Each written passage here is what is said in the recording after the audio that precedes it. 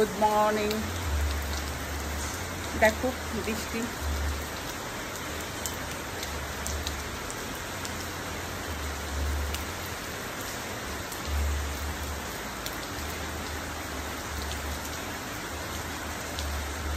Tip tip बरसा पानी।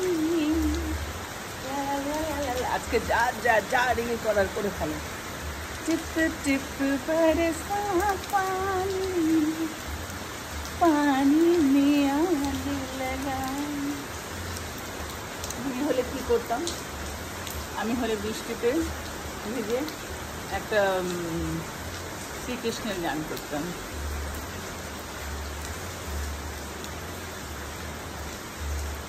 কিন্তু আজ এখন ভেজে যাবে না, এখন তোমাদের দাদাভাই নেই, তাই ক্যামেরাকে ধরবে। বৃষ্টিতে ভিজলে গেলে ক্যামেরাকে ধরবে, এবং আগে বৃষ্টিতে ভিজলে আমার ঠান্ডা লাগলে উনি কেয়ার করতো, এখন আমাকে সবার কেয়ার করতে হয়, তো হবে না। বৃষ্টি পড়ছে পড়ুক, আমি এবার রান্নাঘরে যাই, রান্না করব।